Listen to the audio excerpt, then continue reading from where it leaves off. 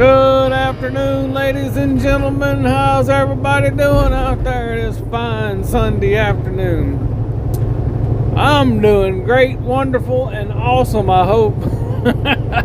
I'm actually recording this on early Saturday morning, but it'll be released for Sunday afternoon at 6 o'clock.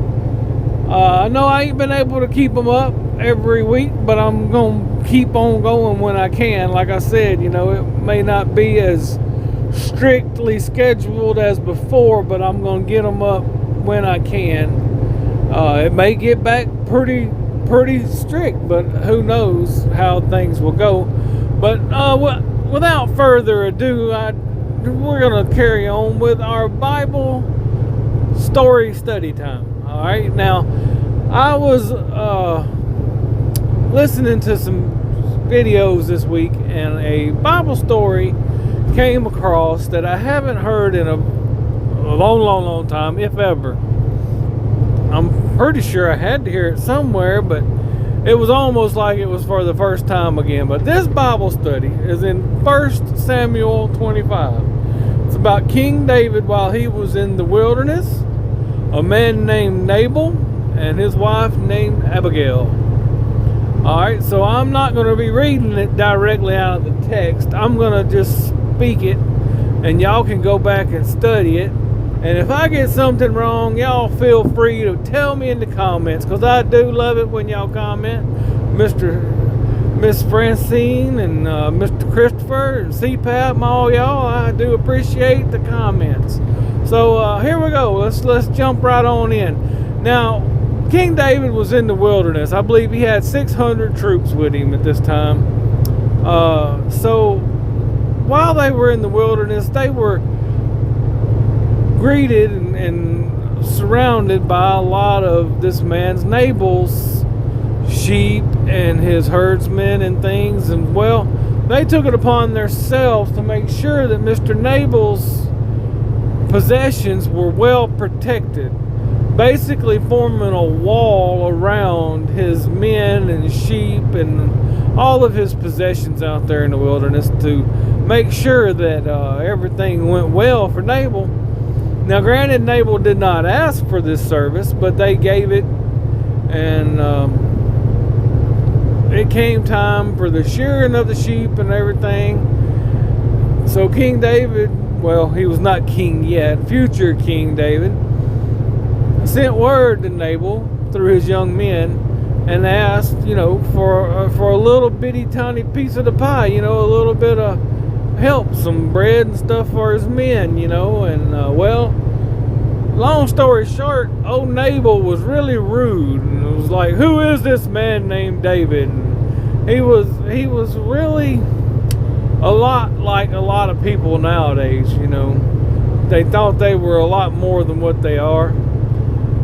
But old Nabal, he upset King David. And King David, his life was on course for kingship. He had a mission. God had a purpose for King David. And people like Nabal, I believe, are put in this world by the devil to get us off course, to get us off mission. Well, when King David heard about all that Nabal had said, he was very, very angry. He gathered up 400 men, and they went and they were going to kill everybody in Nabal's household. There was not going to be left one breathing from his bloodline by the next day.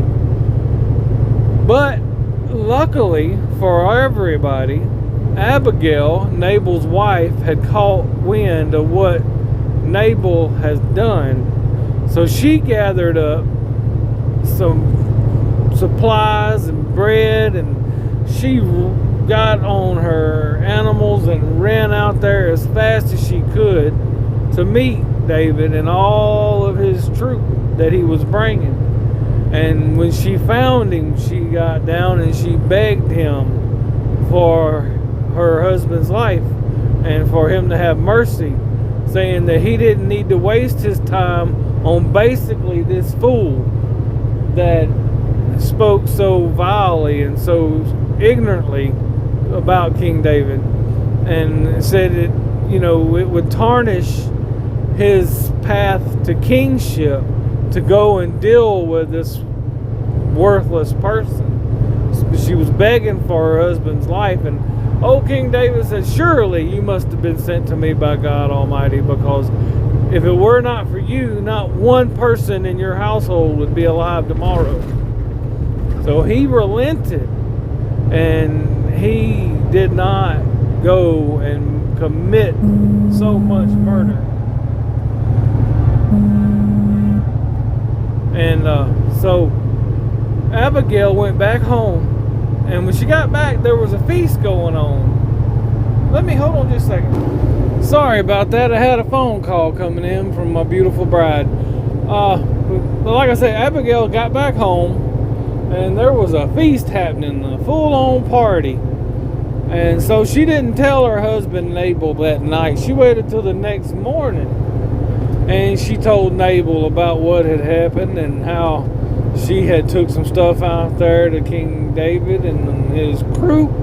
And Nabal was so upset that he had a stroke and died 10 days later. Well, when old King David found out about it, he sent messengers to Abigail asking her to become his wife. And well, she loaded up and she went and became David's wife.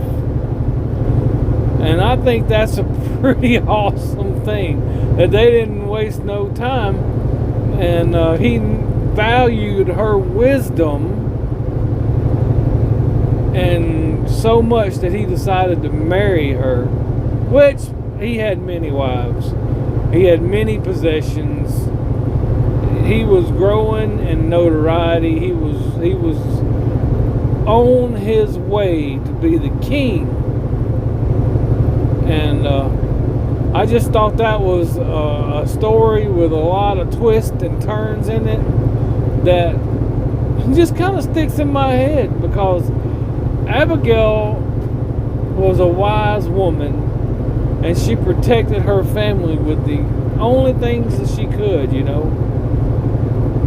And I like the stories of the Bible whenever they have good tales like that, because old Nabal was a rude, ignorant fella, and King David was fixing to do him and his entire family in because of Nabal's rudeness.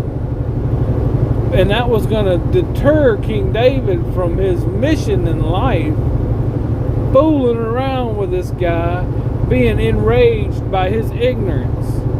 And we need to let that be a life lesson to us. We need to be more like Abigail was with King David, less like Nabal, and less like King David in this situation, where King David was raging. We don't need to be raging. We need to be focused on what our life mission is and what God expects of us out of our life, and let Him handle the rest. Let Him handle the rage. We need to listen to the counsel of wise people like Abigail, so that we stay on mission and we be ready to try to save our families when it's time. Whenever somebody is coming after them, we need to be visionary enough to be watching out for those problems. Anyway, I just wanted to share that story with you. I've been kind of distracted with it tonight, seems like. But I've tried to do it 2 or 3 times, and I really wanted to do it so that y'all would find 1 Samuel chapter 25, and y'all do the study on your own and check it out and see what you think about it. I found it pretty doggone interesting. So God bless, and we will catch y'all on the next ride.